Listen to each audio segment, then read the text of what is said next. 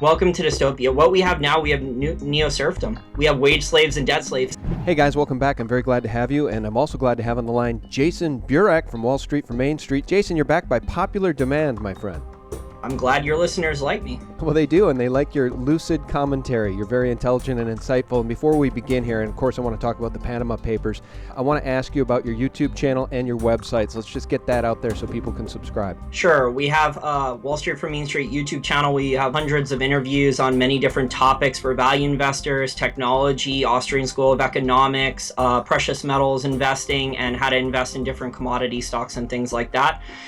And we have over 1 million views now. We're almost to 1.5 million views, and we're not as big as you guys, but just been grinding it out, and I'm really excited what's transpiring with the channel. And we have an educational technology company that we're trying to raise capital. We're in the process now of trying to bring on more experienced executives to raise the capital we need to actually build out an affordable business and investor education company, because $40,000 for a business degree that won't teach you useful skills in real life to run a business and invest in stuff. We're going to look to solve this in the future. Yeah, that sounds exciting, because a lot of those people that go and get these advanced degrees in college never even learn about the Federal Reserve System or central banking, and that's just how the Rothschilds and Rockefellers would like to keep it, I imagine. That's probably why the system is set up the way it is, so that the real criminals, the criminals at the top of the pyramid, are never exposed. And that's what our purpose is, as you well know, Jason. It's to expose the criminals. In fact, I was just speaking with John Titus of the Best Evidence YouTube channel the other day, and we were talking about his latest documentary in which he quantifiably proves that the Department of Justice is essentially at this point an arm of the banks. They're a captured entity of the big criminal banks. And because that's the case, none of these criminal bankers will ever do jail time. And in fact, it's even worse than that, because the DOJ has been captured by the big banks. The Republic is dead, because the rule of law in this country is dead. Do you concur with that? Basically, yes. I mean, they're obviously not going to directly confiscate all of your assets for the most part. They want to do it slowly. So there's an intentional amount, we call it stagflate and lie over on our channel, where they're trying to grind the middle class, basically systematically destroy it over the last, really since 1971 through inflation and taxes. So the rule of law might be bad, where the justice system, it favors the people in power, the Hillary Clintons, the corporations, things like that. But I don't think they're going to directly confiscate every single person's assets immediately, unless you're a total rabble rouser like Edward Snowden or Julian Assange, right? And you're bringing too much light. If you're just a middle class guy, their goal is to mostly like trick you about the system and just grind you to death really slowly. So you say you hate capitalism, and your standard of living is decreasing by 8 to 12% per year, and you're blaming the wrong people for what's really going on in your life and why your standard of living is declining so much. Yeah, well, boiling the frog, I think, is what we call it, and it's inflation and taxes. You're absolutely right. They're boiling the middle class alive. And every now and then there'll be some exciting piece of news that, at least for a second, makes you think, hey, maybe there's a sea change about to happen. Maybe the white knights are going to ride in and expose all of these Western banking criminals once and for all, and maybe the whole world will wake up. Look at these Panama Papers. What an exciting piece of news. The biggest dump of information that we've ever seen.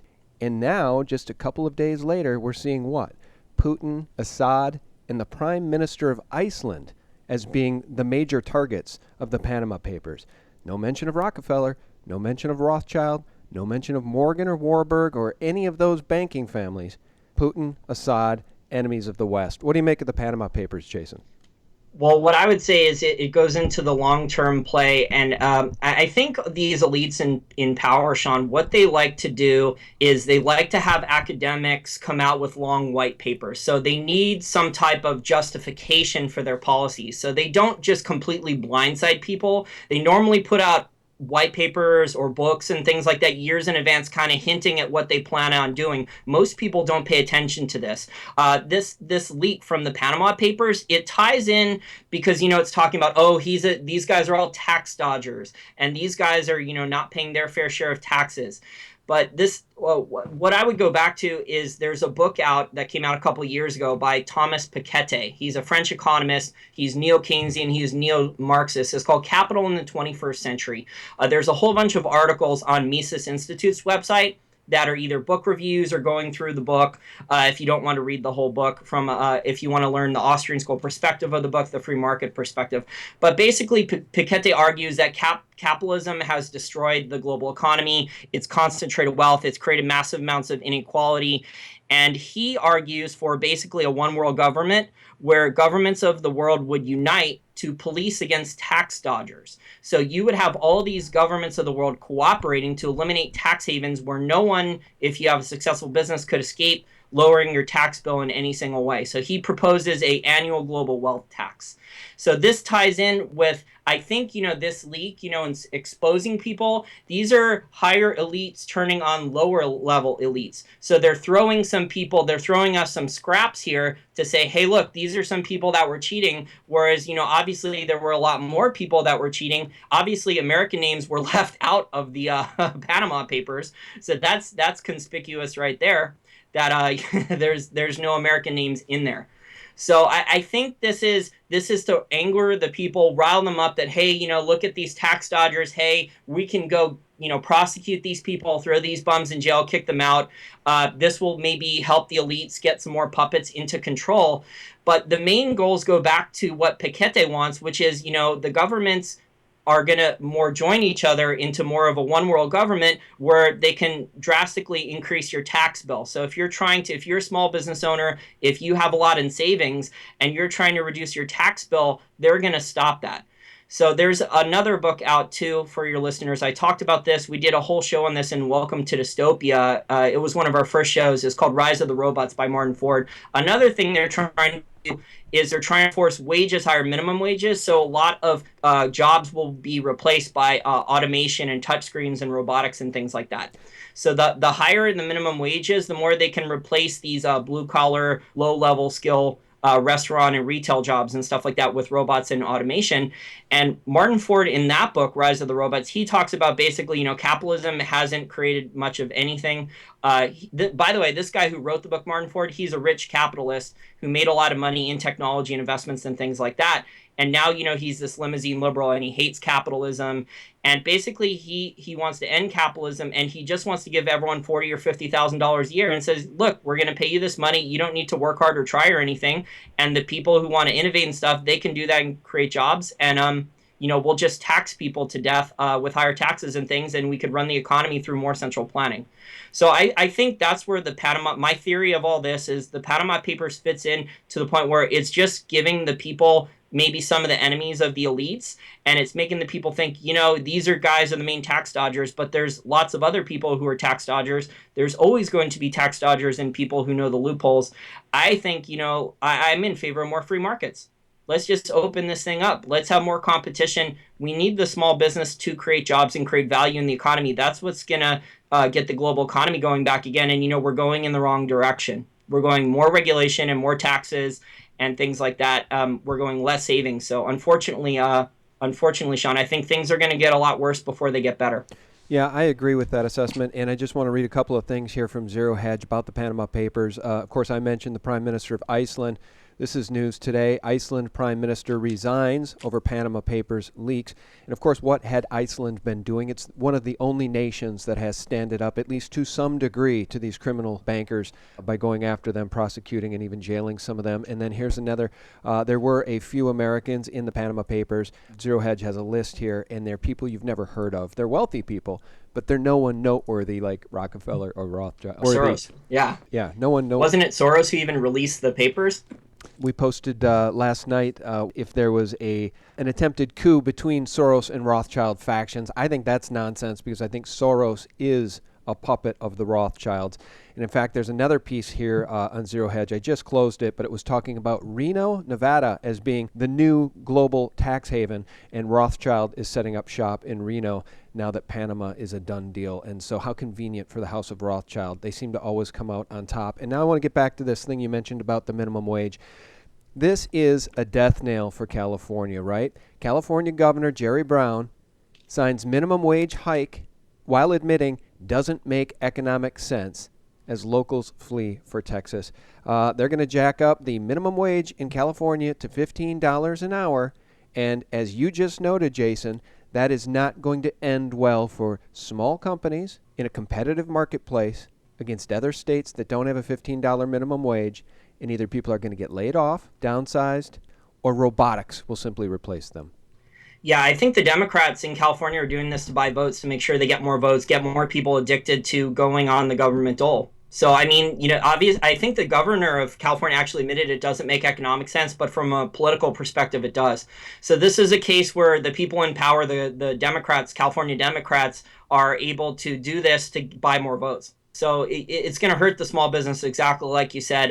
There's going to be small businesses going out of business. They're going to have to raise the price. Customers are going to blame the small businessmen for raising the price when it's really not their fault. They're just trying to survive too, to protect their profit margins so they don't go bankrupt as well. Yeah. So that there's just so many unintended consequences with this. But I mean, the whole system, talking about people tax dodging and stuff like that. Like, I'm from right outside of Washington, D.C. You brought up the John Titus, with the owning the Justice Department. I didn't mention this earlier in the interview, but I want to make sure it gets out there. Living in Washington, D.C., you really have to live around here for a while to understand exactly how the wheels are greased in the system. People talk about how much the president can make a change and things like that. The president can't really make too much changes anymore at this point, Sean. The bureaucracy is so large here in D.C. All they have to do, if the president is not how the bureaucracy wants, or the corporations or the special interest groups or the lobbyists, all they have to do is wait 8 years. And they're getting paid. They can't really get fired unless, they steal lots of money. And even then, the government bureaucrats can't get fired. So there's so many government agencies that are owned by the government. So his work is great. It's in a lot of great detail. But I want your listeners to know that so many of the government agencies are owned. And it's common knowledge around here. Right. Monsanto owns the Department of Agriculture. It's been known for a long time. Yeah, it's the revolving door of fascism, and we talk about it often on this channel and in these interviews. And I just want to mention John's fantastic documentary. It's called A Veneer of Justice in a Kingdom of Crime. And guys, if you haven't watched it yet, it quantifies how the Department of Justice was usurped by the big criminal banks, essentially by Goldman Sachs, and it basically undoes the Magna Carta. It completely destroys the foundations of the Republic and the rule of law, and it essentially makes the king immune to prosecution, the king immune to the laws that all of the rest of us have to obey. And in this case, the king is the big banks, because the Department of Justice will not prosecute any of the criminal mafioso at the big banks. And so I completely agree with you. These agencies of government have all been captured. It's the revolving door of fascism. We see it at the FDA. As it relates to big pharma, poisonous vaccines, GMOs, as you mentioned, Monsanto. It's the revolving door of fascism. And it's exactly what we saw with the Department of Justice. Eric Holder, Lanny Breuer, and all of the rest of these criminals ended up at Covington. Lanny Breuer left the DOJ after not prosecuting Goldman and took a $4 million annual salary, Jason. That's how corrupt and criminal this system is. It's a banana republic at this point. Yeah, and I would also add to that the other part of the revolving door. You mentioned going from the government regulatory agency back to the corporation. The other part is the lobbyists. There's only around 10,000 registered lobbyists here in Washington, D.C., but the real number is well over 100,000 total lobbyists. There's an enormous amount of lawyers here in Washington, D.C. Not only do they work in government, in the regulatory agency, they're lawyers who don't have technical backgrounds working in government agencies where they need technical backgrounds, but they're also lobbyists. So these lobbyist lawyers are getting paid, 7 and 8 figures. They have large lobbying firms on K Street. Come to K Street. Your listeners should come to DC, check out all the government agencies, go to K Street. There's enormous $40 and $50 restaurants where lots of steakhouses, Ruth's Chris and all those, they're right off of K Street. Very expensive restaurants right there. So, and these guys write it off. So they eat expensive lunches and dinners all the time and write it off. They figure out ways under the table to get their voices heard and get the deals done. So that would be the extra part. And there's great documentaries about this called The Best Government Money Can Buy, and Fools on the Hill, talking about lobbying and how stupid the Congress is in terms of not even reading the bills they sign because the lobbyists have written the bills for them. Yeah, I've walked K Street a couple of times over the past few years. We've taken our family to Washington, D.C. several times over the past 4 years. As you mention all these lawyers, as you mention all these special interests in these captured agencies of government, it reminded me of the looting of cities. Sometimes when we see on the news, Jason, rioting happening in a major urban area, and it spreads, and suddenly all of these businesses are being broken into and burned, as we saw in Baltimore, as we've seen in Los Angeles. That's the picture I see when I hear you talk about Washington, D.C. And it's this idea that, all of my neighbors, all these other people are doing it, I got to get mine. right? And the looting is on. The looting of the Treasury has been on. $8.5 trillion missing from the Pentagon by their own admission. The looting of this nation has been in progress for a long time, and there's this piling on effect, right? Once there is no rule of law and there is no honor and there is no heritage of which we can be proud, all of these people just tend to go on the take. It's like looting, right? They're looting the government. It's white collar looting though. So these guys they have fancy educations. These guys, a lot of the ones who are rewriting the laws are Ivy League lawyers. So you have corporations who can afford the best lawyers, who can change the laws, who don't have to admit, any wrongdoing, but they pay enormous amounts of fines. We've seen that recently with the CFTC. I think they just fined someone in the Middle East for manipulating precious metals markets. I just saw it today. A friend sent me it from the CFTC. They fined someone over $1 million, I think, in United Arab Emirates for doing spoofing trading programs. So this is a situation with the lawyers where it's white collar crimes. So you have people who have intimate knowledge of the law, and the congressmen don't even know the laws. So basically, you have the lobbyists writing the laws, and they're getting paid mass amounts of money to find loopholes or create loopholes. And the bills that are signed, like the Obamacare bill and so many, there was, so many additions built. There were additions to bills and stuff that have nothing to do with healthcare. So this happens in every single bill now where, 10, 20 things, at least at the minimum, are added that have nothing to do with the bill that was signed. They were snuck in. So you have white collar looting. So the U.S. taxpayer, the middle class person, the saver, the person who has tried to do the right thing in life, produce more than they consume, have savings, make some investments and things like that. Those are the ones who are being raped and pillaged. The conservative person who doesn't understand the inflation but maybe has a successful business and has tried to do the right thing, saving and investing and played by the rules, who can't afford, the best lawyers and the best accountants and things, they're getting screwed by the white-collar criminals. Yeah, and I want to segue now to the looting globally by the central banks. This piece, also from Zero Hedge, in 20 words, the ECB, which is the European Central Bank, explains the business model of every central bank. Let me read this to you, Jason, and get your reaction.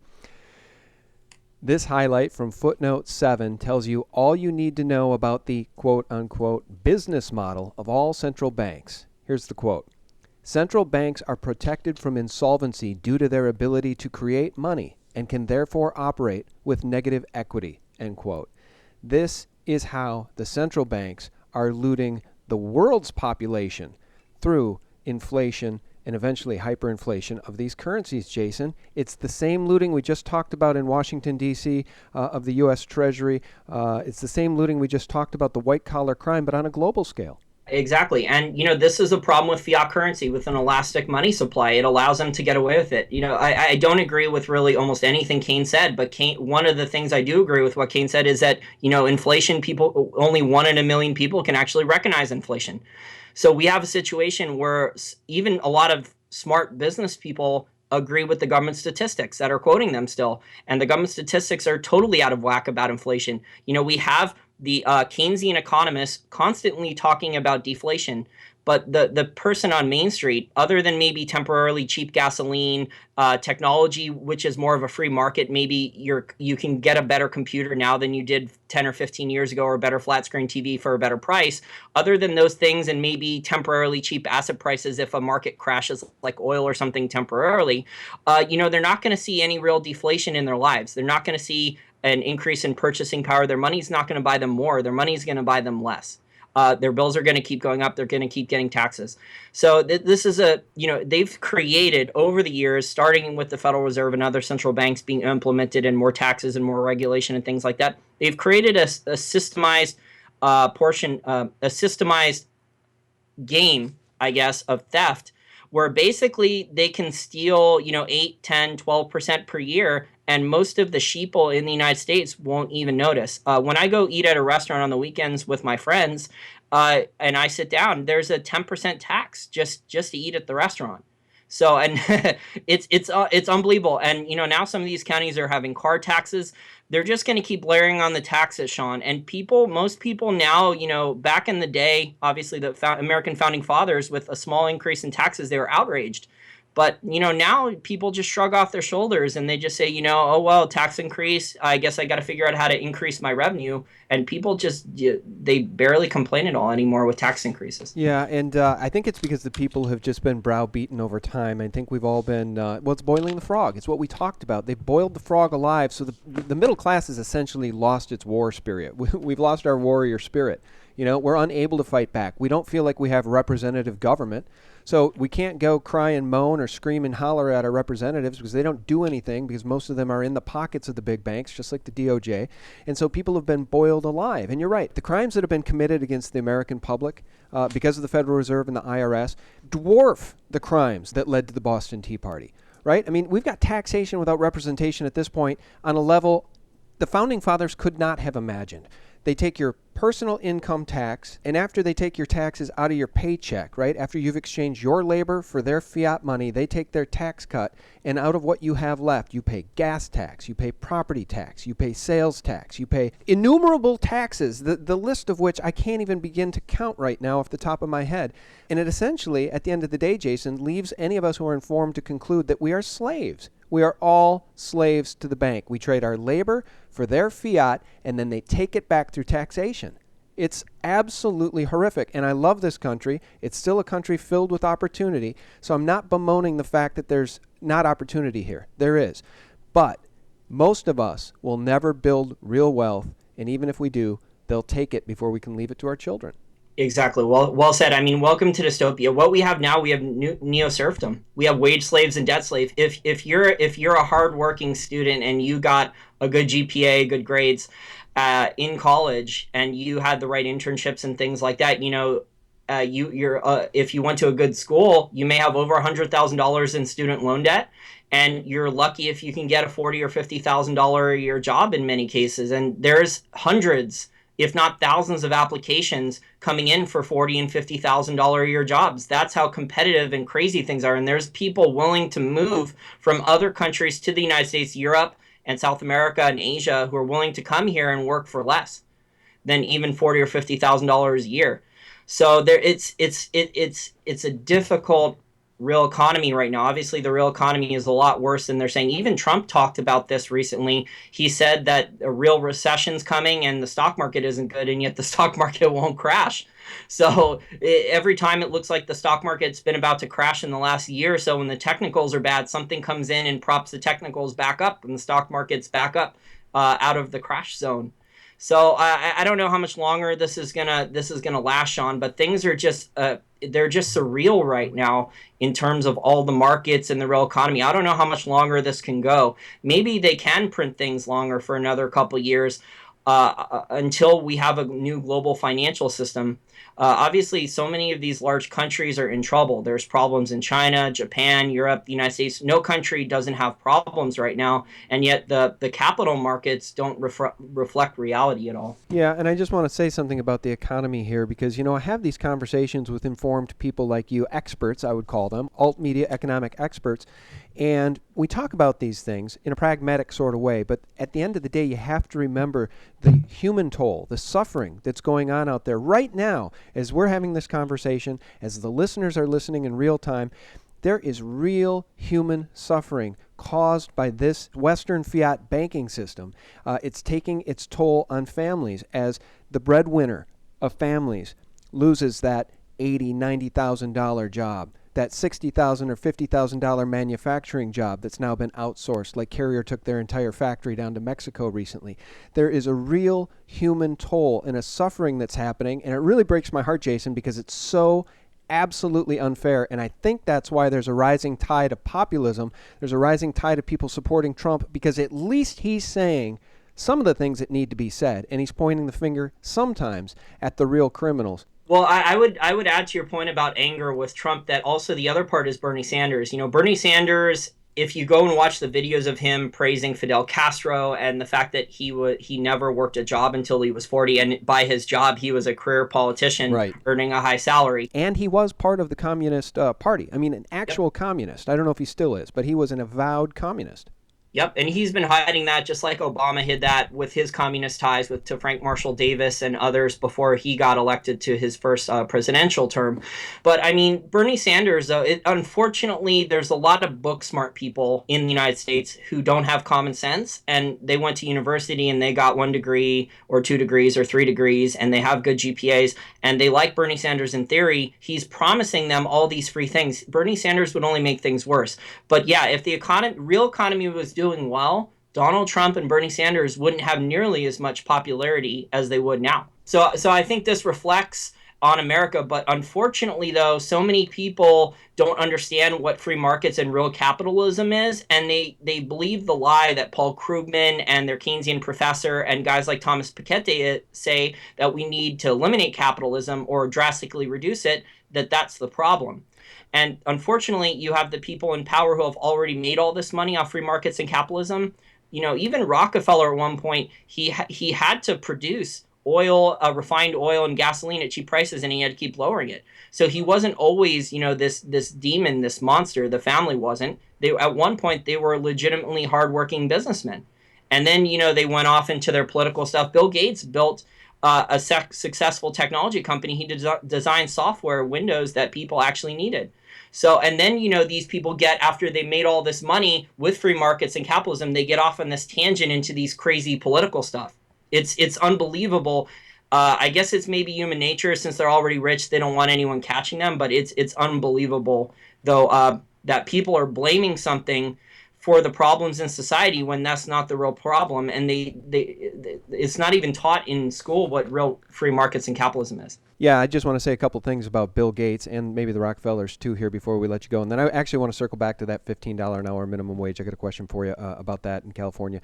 As it relates to Bill Gates, the Rockefellers, the Rothschilds, the Morgans, George Soros, anybody that's made billions of dollars in their lifetimes then seems to adopt this idea that they own the planet and there's too many of the rest of us because they got theirs and now they just want to eat up all the resources of the planet. And you've got this eugenics depopulation agenda being carried out by the United Nations and the Bill Gates Foundation with his vaccine program. And they talk all the time about the need to depopulate. There's plenty of space on planet Earth for all of us. And as I've said before, if we had benevolent dictators instead of malevolent ones like the ones we have, the world could be an Eden, Jason. I firmly believe if they used technology in a way that benefited humanity, and if there wasn't this depopulation eugenics agenda being rolled out against humanity, it could be a biblical Eden. What's your take? Yeah, I agree. There's just so much central planning, and they just have their minds made up that they're going to do all these different things, and they want to control the population. There's plenty of technology that's being blocked that could solve a lot of problems in the world. They couldn't solve every problem, but there's a lot of people out there that are saying, oh, there's not enough arable land to grow vegetables and things like that we need to feed the world. We can grow organic crops with hydroponics and aeroponics. We can build, greenhouses. It would cost more money, but it can be done. But we don't see that being done. And there's also, plenty of farmland here in the United States, plenty of arable land that can be converted to farmland. I've heard the argument from a lot of other people about that. So there's so many problems that can be solved. But the people in power, they have this agenda. They want to create serfs. They want to put people in debt. They want to destroy the middle class. They want people voting a certain way. They want people to believe in certain ideologies without questioning things. And if you question things, you're a rabble rouser. And then we're going to almost a full digital system. They're trying to eliminate cash to where, if you're Edward Snowden or Julian Assange, they could just press a button and, you can't buy groceries anymore. That's unfortunately, I think, the way the system is heading. Yeah, that's exactly where they want to take us. They want to chip everybody. And then if you don't fall in line with the New World Order agenda, with the banking agenda, they'll turn off your chip. One of the things on my rant there that popped into my head as you were responding is there is a fantastic example of a billionaire who truly wants to serve humanity. Guys, if you haven't watched the documentary yet called Billions in Change, I urge you to watch it. This is the CEO of 5 Hour Energy who made billions of dollars through that 5 Hour Energy drink, and he has now committed himself to really trying to help people in the third world and to help all of us with new energy sources. Really an interesting documentary. I believe you pronounce his name, Manoj Bhargava. Have you watched that video, Jason? Billions and Change? No, I haven't, but I may now, though. Yeah, check it out because here's a guy who really, really is moved by the spirit of innovation and by truly trying to help people. He wants to use his billions to help people, and that's not just tongue-in-cheek. Look at what he's been up to with his idea lab and his invention lab and his personnel there. They're not just making 5-hour energy drinks at this point. They're really trying to make change that would benefit humanity. You know, if the Rothschilds and the Rockefellers, if the Queen of England, if the Vatican, if all of these rulers of the world adopted that benevolent attitude that Minaj over at 5-Hour Energy has, again, the world could be in Eden. Last question for you, because I do respect your intellect. Can you just tell people why that $15 an hour mandated minimum wage can't work? Because I do believe there should be a bottom. There should be a safety net for people.